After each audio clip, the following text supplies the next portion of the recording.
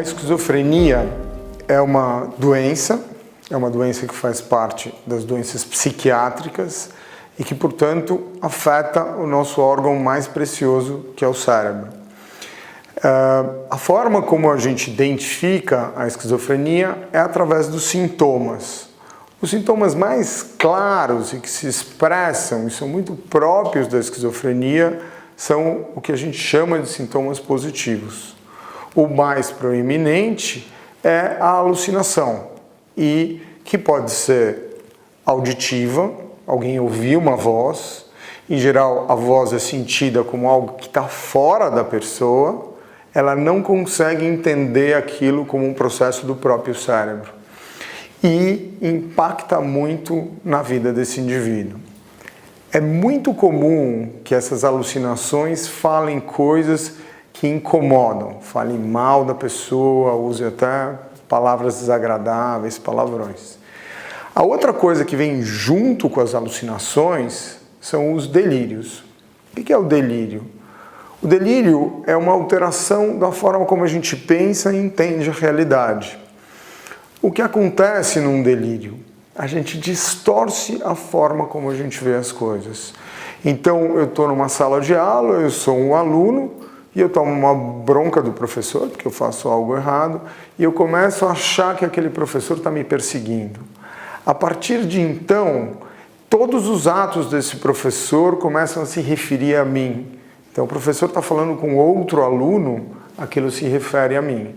E você vai armando uma crença persecutória. E o que, em geral, as alucinações vão falar ele quer fazer mal para você e tal. E você também começa a ter crenças em coisas que para a gente é estranho. Por exemplo, você ter câmeras gravando esse indivíduo, a pessoa que está tendo a alucinação e o delírio, o tempo inteiro. Então, o delírio e a alucinação caminham juntos para distorcer a percepção. E o que eles determinam? Eles determinam alterações do comportamento. A pessoa passa a agir em função do delírio e alucinação. Então ela para de ir na sala de aula, ela começa a sentir que na rua estão observando ela e isso tem a ver com a trama, com o professor. E ela começa a não sair da sala de aula. E é muito complicado para os pais, para as pessoas que estão perto, entender um comportamento estranho. Em geral, você nota isso pelo comportamento. Algumas vezes as pessoas falam isso francamente. E um dos motivos é que, por mais que eles tenham uma crença profunda nesses sintomas, eles também têm a noção de que aquilo é muito anormal, é muito diferente da realidade.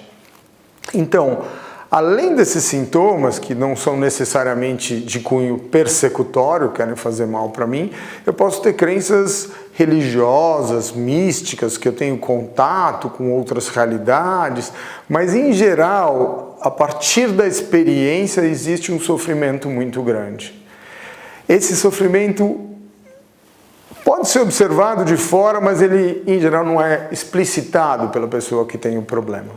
O portador de esquizofrenia, ele tem uma dificuldade de separar o que é real, né, o que está acontecendo de fato, com o mundo interno dele, os pensamentos, os sentimentos e todos aqueles sintomas que vão acontecendo, desde paranoias, alucinações, interpretação de tudo isso. Então, essa separação é muito difícil para a pessoa que tem esquizofrenia.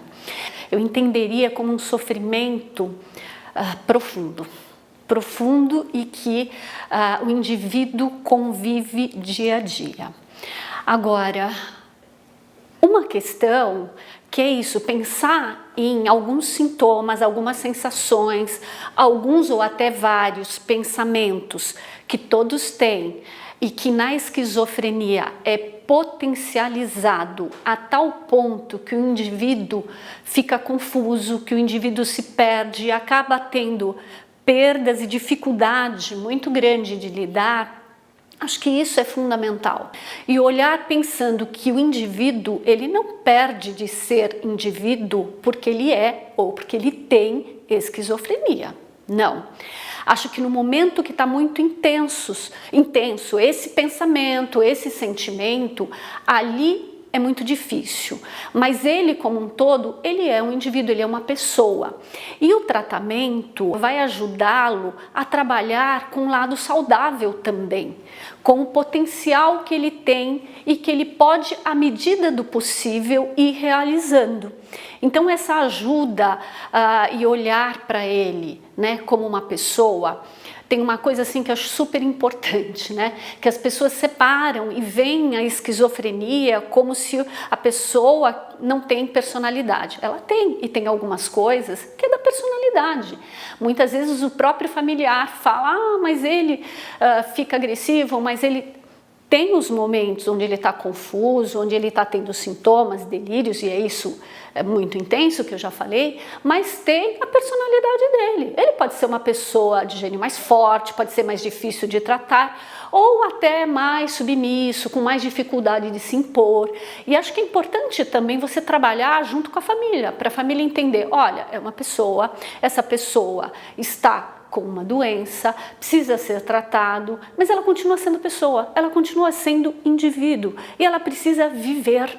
Ela não pode viver a doença, ela precisa entender a doença, se conhecer e conhecer a doença, como se devagar ela fosse, através da relação terapêutica, do processo terapêutico, ela fosse percebendo o momento que ela não está bem. E com essa relação de confiança, fosse estabelecendo a visibilidade do que está acontecendo. Então, acho que isso é importante, né? No tratamento, ela perceber, ela enxergar o que está acontecendo com ela e poder separar e aí ver o que é possível fazer. Esse é o momento de fazer, olha o que você está pensando, olha o que está acontecendo.